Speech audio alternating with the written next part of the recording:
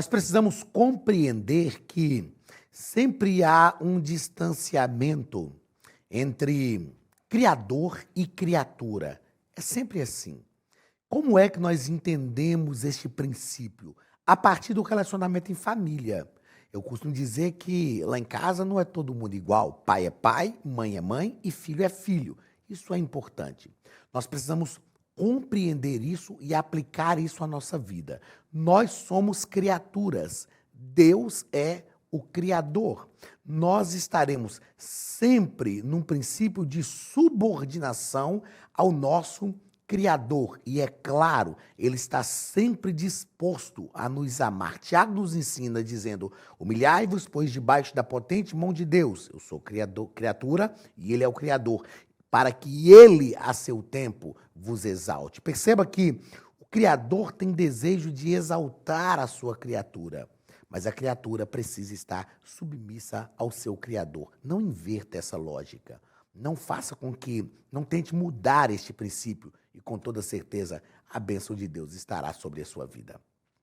Queridos, sejam muito bem-vindos mais uma vez à nossa Escola Bíblica Dominical, aqui da nossa Academia de Pregadores. Na aula de hoje, estudaremos a lição de número 4. Eu sou o pastor Anderson Silva e a lição de número 4 é a lição do dia 23 de julho de 2023. Está aí na sua tela o título da nossa lição: Quando a criatura vale mais que o Criador.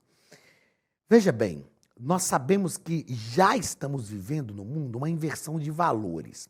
Só para você entender isso, eu vi uma reportagem, vi uma fala um dia de uma pessoa, de um senhor, que ele dizia o seguinte: olha, eu gosto muito de coxa de frango. Só para você ter uma ideia. Ele disse assim: eu gosto muito de coxa. Quando eu era criança, eu gostava muito de coxa de frango. E eu nunca pude comer a coxa de frango. Por quê? Quando a minha mãe fazia o frango, ela tirava as duas coxas de frango e dizia: você quer de seu pai? E ela tirava para o pai. Aí ele disse: eu cresci, me casei, tive 2 filhos. E ele disse: e eu continuo gostando de coxa de frango, mas eu continuo não comendo coxa de frango. Porque, para o meu azar, os meus 2 filhos também gostam de coxa de frango. E aí, quando faz o frango lá em casa, cada um pega uma coxa e eu fico sem comer. Nós precisamos entender que esse processo de inversão de valores é um processo que parece algo natural e cultural. Não, isso é cultural, isso é algo natural, mas não é. Nós não podemos inverter os valores. Eu sei que em matemática a gente fala que a ordem dos fatores não alteram o produto, mas na vida prática, na relação social, a ordem dos fatores altera sim o produto. Não podemos inverter valores sociais que são importantíssimos para uma manutenção e para gerar uma sociedade saudável. O textuário da nossa lição está em Romanos, capítulo 1, e o versículo 25, que nos diz o seguinte: pois mudaram, olha que inversão, pois mudaram a verdade de Deus em mentira, e honraram e serviram mais a criatura do que o Criador, que é bendito eternamente. Amém. Perceba, olhe para esse texto áureo aí, perceba que Paulo está afirmando isso. Uma mudança radical, uma inversão radical de valores. Gente, a criatura nunca será maior do que o Criador. Nunca será maior do que o Criador. Aí você pode dizer assim: ah, mas os filhos se tornam maiores do que os pais. Sim, e esse é o objetivo. Essa é a ideia. Nós queremos que os nossos filhos, eu quero que os meus filhos sejam muito maiores do que eu, mas eu não sou o criador deles. Eu sou o instrumento que Deus usou para trazê-los ao mundo. O criador deles é o mesmo criador que eu tenho, que é o Deus que nós servimos. A verdade prática nos diz que a exaltação da criatura acima do Criador é usurpação da glória divina pela mentira e vaidade humana. O que é usurpar? É usar aquilo que não se pode usar. É tomar aquilo que a gente não tem direito. Paulo, escrevendo em Filipenses capítulo 2, ele diz que Cristo, mesmo sendo Deus, não teve por usurpação o ser igual a Deus. Então nós precisamos ter cuidado, porque a exaltação da criatura acima do Criador é a usurpação da glória divina pela mentira e vaidade. Ponto central da nossa lição é antropocentrismo. O que é essa palavrinha aí, antropocentrismo? Vem de dois termos gregos, que é anthropos, mais anthropos, que é a palavra homem, com mais centrismo aí, que é o ser humano no centro. É o egocentrismo, antropocentrismo, é o ser humano no centro de todas as coisas. Nós precisamos viver um evangelho cristocêntrico.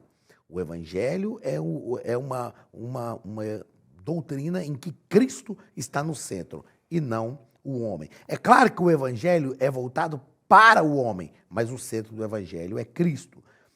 Leitura bíblica em classe da nossa lição está em Romanos, capítulo 1, do versículo 18 ao versículo 25. Pronto, ajustado para mim e aí na tela para você.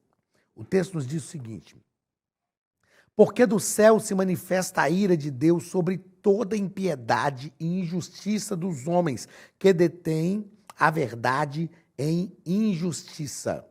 Porquanto o que de Deus se pode conhecer, nele se manifesta, porque Deus lhe manifestou. Ou seja, Deus dá um primeiro passo na revelação, nele está o princípio da revelação. Versículo 20, porque as suas coisas invisíveis desde a criação do mundo, tanto o seu eterno poder como a sua divindade, se entendem e claramente se veem pelas coisas que estão criadas, para que eles fiquem inexcusáveis. Porquanto, tendo conhecido a Deus, não o glorificaram como Deus, nem lhe deram graças, antes em seus discursos se desvaneceram, e o seu coração insensato se obscureceu. Dizendo-se sábios, tornaram-se loucos, e mudaram a glória do Deus incorruptível em semelhança da imagem de homem corruptível, e de aves, e de quadrúpedes, e de répteis, pelo que também Deus os entregou às concupiscências do seu coração, à imundícia, para desonrarem o seu corpo entre si, pois mudaram a verdade de Deus em mentira e honraram e serviram mais a criatura do que o Criador, que é bendito eternamente. Amém. Perceba aí, eu vou grifar, eu quero grifar um texto para você aqui, ó, que está aí na sua tela. Ó. Pelo que Deus também os entregou às concupiscências do seu coração, a imundícia, para desonrarem o seu corpo entre si. O que Paulo está dizendo aqui é que Deus não se importa mais com o pecado dessas pessoas que ele mesmo entregou a suas próprias concupiscências? Não. Paulo está dizendo que Deus entregou essas pessoas às suas próprias concupiscências porque eles conheceram a Deus. É importante a gente pensar isso. Isso é hermenêutica. Olha aí para o texto. Porque antes, Paulo disse assim, ó, porquanto, versículo 21, porquanto, tendo conhecido a Deus, não o glorificaram como Deus, nem lhe deram graças. Antes, em seus discursos, se desvaneceram e o seu coração insensato se obscureceu. Paulo está falando aqui de pessoas que verdadeiramente conheceram a Deus. Olha aí o versículo 21. Porquanto, tendo conhecido a Deus, não o glorificaram. Não lhe deram graças, antes em seus discursos desvaneceram e o seu coração insensato se obscureceu. Aí estas pessoas resolveram se afastar de Deus, aí Deus lhes entregou as suas próprias paixões, as suas próprias concupiscências. O que fica claro para nós é que existe um momento que nós corremos o risco de esgotar a medida de Deus, de esgotar a paciência de Deus. Aí Deus pode nos entregar aos próprios desejos do nosso coração. Deus pode fazer isso. É claro que Deus não quer fazer isso.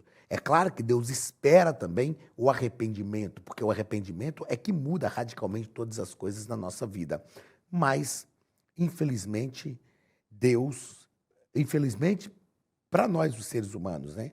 Chega um momento que esgota-se a medida de Deus e Deus entrega às pessoas as suas próprias paixões infames. Vamos aí à nossa introdução, porque na nossa introdução, nosso comentarista coloca aqui, a lição de hoje é um alerta acerca do que ocorre quando Deus deixa de ser a medida de todas as coisas. Veja só, Deus precisa ser a medida de todas as coisas. Por que Deus precisa ser a medida de todas as coisas? Porque Deus é o criador de todas as coisas. E sendo Ele o criador, Ele é a medida. Deus é a medida porque todas as coisas foram criadas a partir dele. A partir dele. E quando Deus é a medida de todas as coisas, nós estamos convictos, conscientes e tranquilos.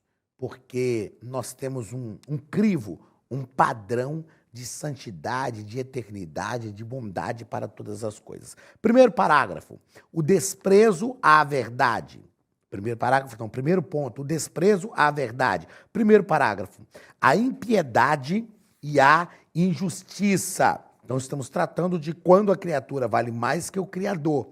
E aí, quando a criatura vale mais do que o Criador, ocorre um desprezo à verdade. E aí nós vamos tratar sobre essa impiedade e injustiça. O nosso comentarista nos propõe que, ao tratar desta tradução grega da palavra impiedade, o nosso comentarista nos propõe que ela se refere à decisão do ser humano de viver como se Deus não existisse.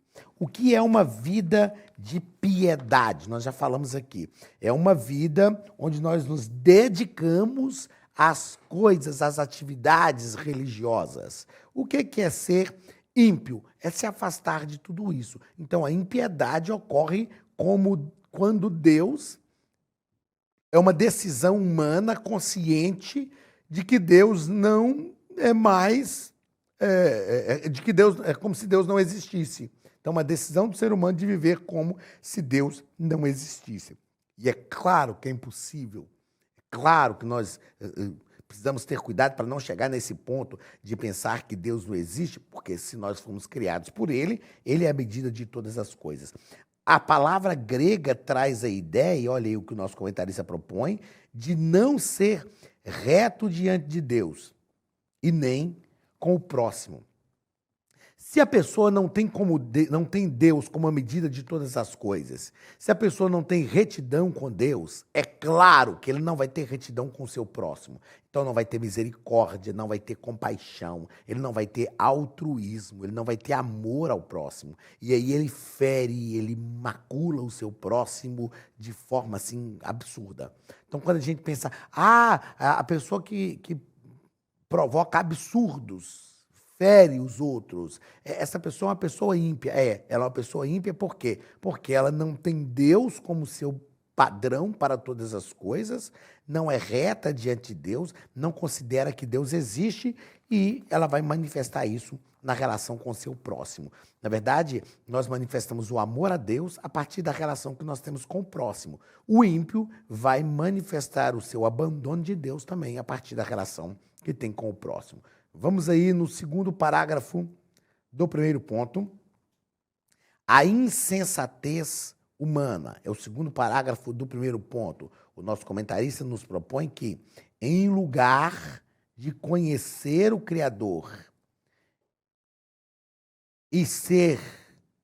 em lugar de conhecer o Criador, o ser criado age como se não fosse criatura e se comporta como se fosse divino. Então, é uma insensatez. O que é não ser sensato? É não pensar de forma inteligente. O insensato não pensa, não raciocina de forma inteligente. É uma insensatez humana não reconhecer o Criador. É uma arrogância. Meus irmãos, infelizmente, a arrogância humana ela se manifesta de diversas formas, caracteriza de diversas formas. Quando eu entendo que Deus é o Criador e me submeto a Ele, gente, isso é a coisa mais simples do mundo. Qual o problema, qual a dificuldade? Isso começa, por exemplo, na relação em casa. Qual a dificuldade de reconhecer que o meu pai é alguém que exerce autoridade sobre a minha vida e me submeter a essa autoridade? Qual a dificuldade? Ok que nós, os filhos, enquanto filhos, a tendência é que a gente estude mais, conheça mais, cresça mais, não só fisicamente, mas em todas as áreas, cresça mais do que os nossos pais. Mas qual a dificuldade de nós reconhecermos? Não, ele é o meu pai, ela é a minha mãe, exerce autoridade sobre a minha vida. E pronto, e pronto. Não, isso não é humilhante, muito pelo contrário, isto é sensato. Então é uma insensatez humana não reconhecer o Criador e acreditar que a criatura é divina, como se nós pudéssemos viver por nós mesmos. Nós não conseguimos. Nós precisamos estar ligados ao Deus que nos criou. Isso é estar ligado à nossa origem. Só assim nós verdadeiramente seremos plenos. Só assim nós viveremos de forma satisfatória e reconheceremos que nós precisamos estar ligados a essa fonte. Eu já citei aqui em outros trimestres, e me vem à memória agora, um pastor amigo que eu tenho, o pastor Apolônio Souto. Eu aprendi a fazer uma oração com ele. Todas as vezes que ele ora, na oração dele, ele cita uma frase: Deus, eu declaro a minha dependência de ti. Nós precisamos declarar a nossa dependência de Deus. Nós precisamos dizer a Deus: eu sou dependente do Senhor. Eu preciso do Senhor na minha vida, eu sou carente do Senhor. É o Senhor que me sustenta, é o Senhor quem me dá uma razão de existir, e a nossa vida segue de forma muito mais prática e muito mais lógica. Terceiro parágrafo do primeiro ponto, a Academia de Pregadores tem um recado para você. Olá, queridos alunos e alunas da Academia de Pregadores, que bom ter você conosco neste momento tão especial. Estamos aqui para apresentar a nova plataforma da Academia de Pregadores, que foi construída ao longo dos últimos meses com muito carinho, um grande investimento, para levar até você não somente um conteúdo de excelência, mas também tecnologia de ponta. Veja comigo. Os cursos estão organizados por trilhas na página principal. Aqui você encontra sugestões, lançamentos, temas específicos e outras categorias. No final da página tem uma trilha com todos os cursos. Após começar os seus estudos, a primeira trilha será Continuar assistindo, que mostra somente os cursos iniciados por você. Sobre a capa do curso, consta o número de aulas, a carga horária e um botão para adicionar os favoritos. Nesta seta, você pode expandir e ver um vídeo de introdução. Para fazer login, clique no avatar no canto superior direito e insira o seu e-mail e senha usados no cadastro. Caso tenha esquecido a senha, é só clicar neste link, preencher o e-mail cadastrado e a senha será enviada. No canto superior esquerdo fica o novo menu do portal. Ao abrir um curso pela primeira vez, você vê as informações do curso e do professor. E na lateral, ou logo abaixo se for no celular, está a lista de módulos e aulas. Algumas aulas iniciais podem ser grátis e qualquer pessoa que fizer um cadastro rápido pode assistir. Após se matricular, aqui você vê as aulas concluídas, aulas liberadas ou agendadas. Você pode adicionar os favoritos, dar uma nota ao curso e acompanhar o seu progresso. E se você sair do curso e retornar depois, o sistema vai abrir exatamente a última aula assistida. Se estiver no computador, use esta seta para ampliar a tela. Logo abaixo da videoaula você encontra os links para baixar anexos, como áudio e apostilas. E neste campo em branco, pode fazer as suas anotações enquanto assiste. Depois é só imprimir ou salvar. Quando terminar o curso, clique no botão Emitir meu certificado e ele será gerado automaticamente no mesmo instante e sem custo. Clicando no avatar, você tem acesso ao seu perfil e histórico de pagamento. Em Meus Cartões, pode adicionar um novo cartão de crédito para fazer o pagamento do seu plano. Se você já era nosso aluno e seu cartão não aparece aqui, adicione um cartão na nova plataforma. Então aproveite as novidades e clique em Assine Agora. Escolha um dos planos, venha para a Academia de Pregadores, a maior escola bíblica online do Brasil.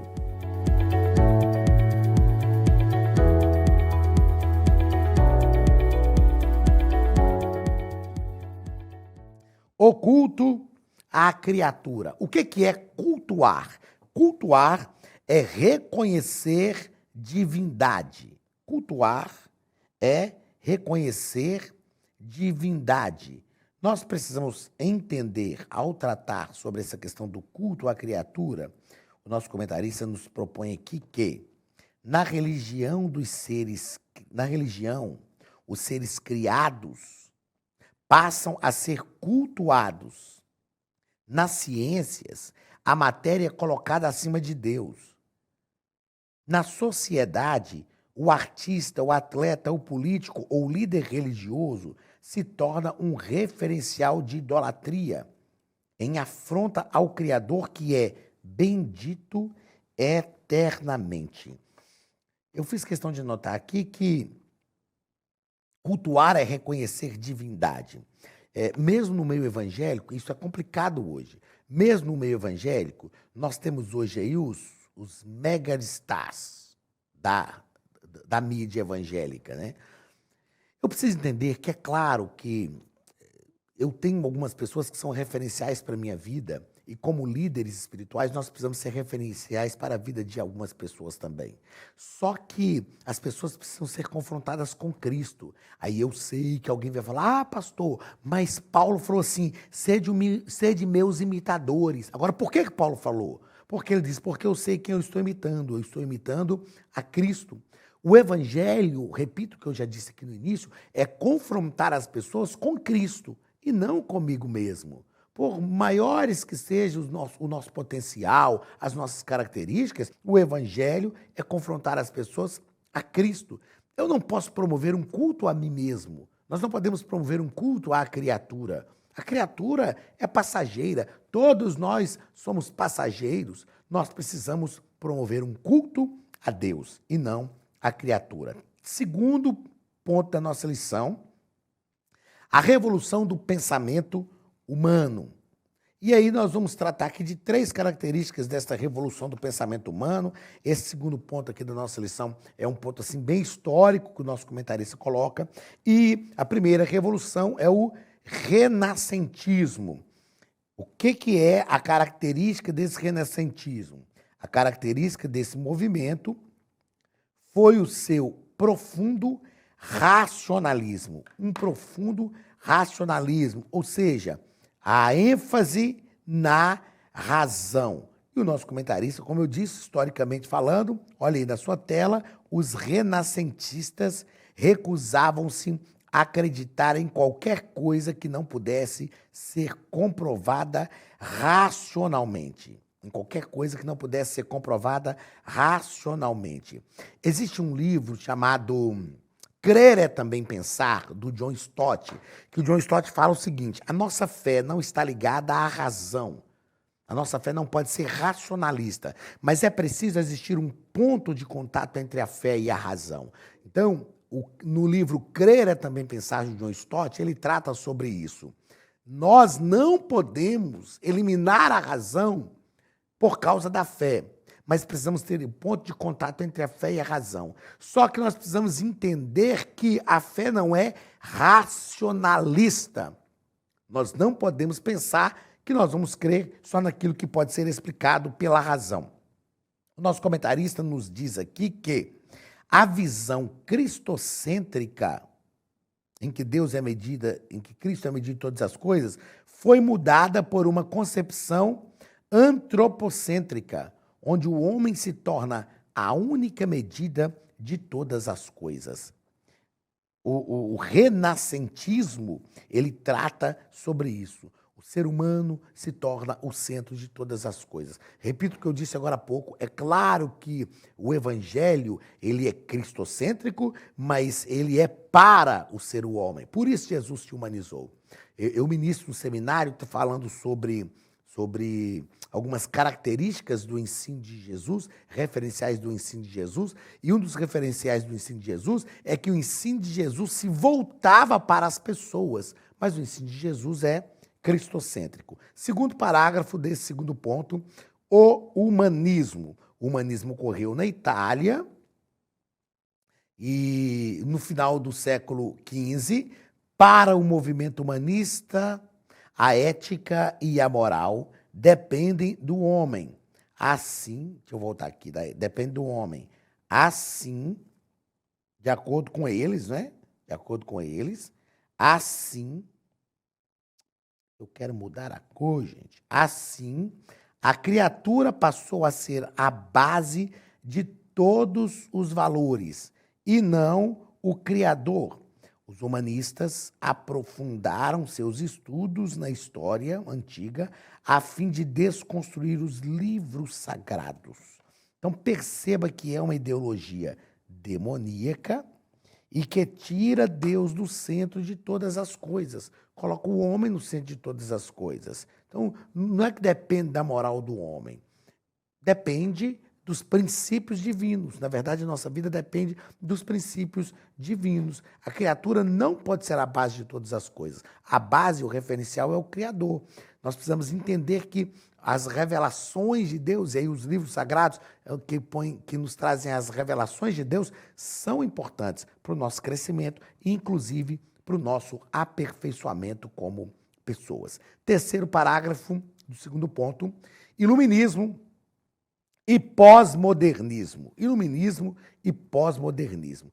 A ideia do iluminismo é que a mente do ser humano foi iluminada. E o pós-modernismo trata-se de uma revolução que aconteceu nas ciências, na política, nas artes, nas economias, nas sociedades avançadas a partir da década de 50, mais especificamente 1950, que é caracterizado pela velocidade de informação. Então, o nosso comentarista nos propõe aqui, que eles entendiam, os iluministas entendiam que o homem era o senhor do seu próprio destino e que a igreja era uma instituição dispensável. Os iluministas entendiam isso. Já o movimento pós-modernista, ou pós-modernidade líquida, surge a partir da segunda metade do século XX, como eu disse, por volta de 1950. E nesse contexto, ou nesse aspecto, a coletividade foi substituída pelo egocentrismo, em que os relacionamentos se tornaram superficiais. Então, existem algumas características do pós-modernismo. Por exemplo, velocidade de informação é uma característica do pós-modernismo. Outra característica do pós-modernismo, o relativismo, é uma característica do pós-modernismo. Outra característica do pós-modernismo, secularismo. O pós-modernismo acabou com o sagrado, acabou com a ideia de sagrado e trabalha só o secular. O que nós precisamos entender, assim, em suma, nesse terceiro ponto, é que a ideia aqui dessas três teorias da revolução do pensamento humano, o renascimento, o humanismo e o iluminismo e pós-modernismo, 4 ideologias, na verdade, a ideia é que a mente do ser humano foi iluminada.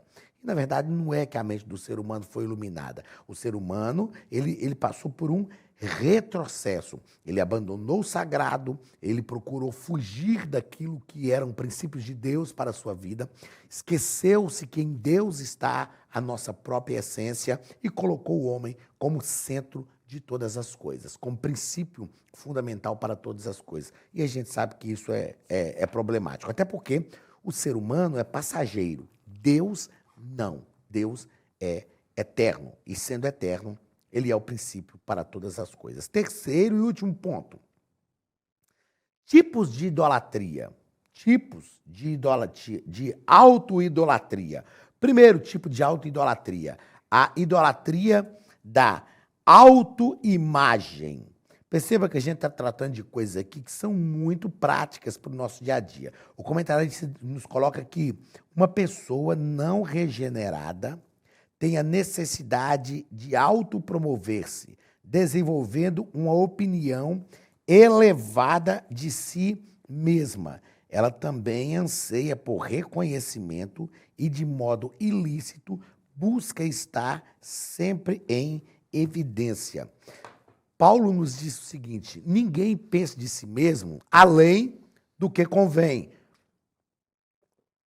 Antes, Cada um pensa segundo a medida da fé que lhe foi dada. Nós não podemos desenvolver essa autoidolatria da sua própria imagem.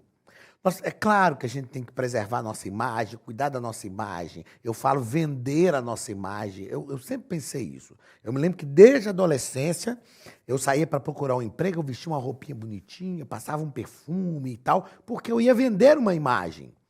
E se nós fazemos isso de forma equilibrada, embora eu estou usando esse termo vender uma imagem, de forma equilibrada, isso é saudável.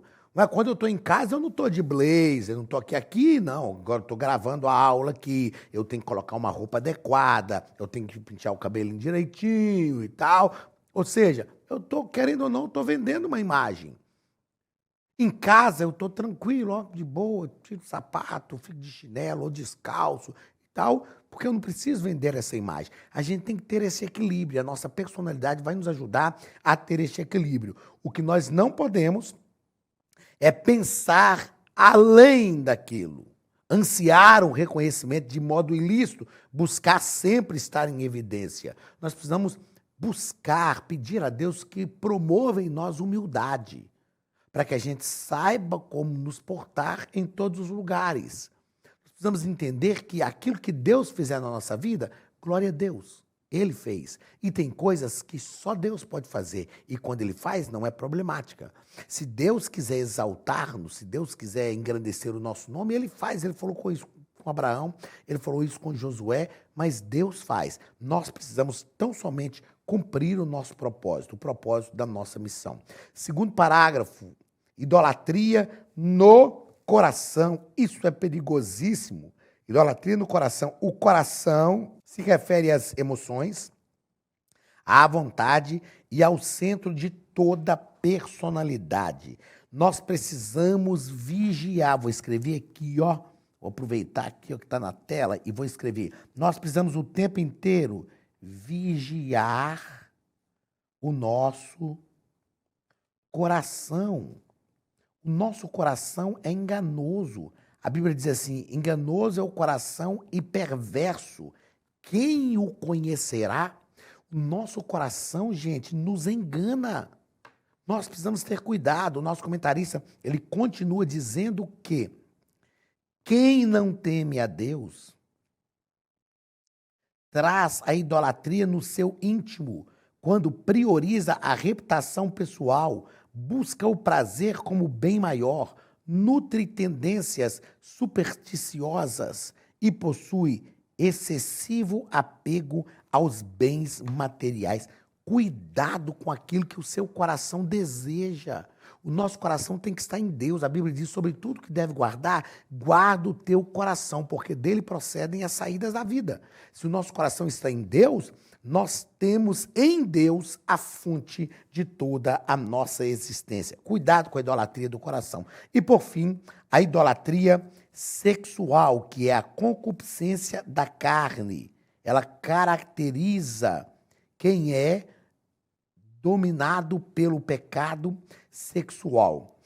Freud, ele tratava muito, né, o pai da psicanálise, ele tratava muito das questões sexuais. E ele dizia que todos nós somos, de alguma forma, dominados pela sexualidade. É claro que nem tudo que Freud disse eu concordo, mas como psicanalista, eu preciso realmente entender isso. Os impulsos sexuais, os prazeres da carne, os impulsos carnais, eles realmente têm a capacidade de direcionar e promover coisas na nossa vida. Agora, o que é concupiscência?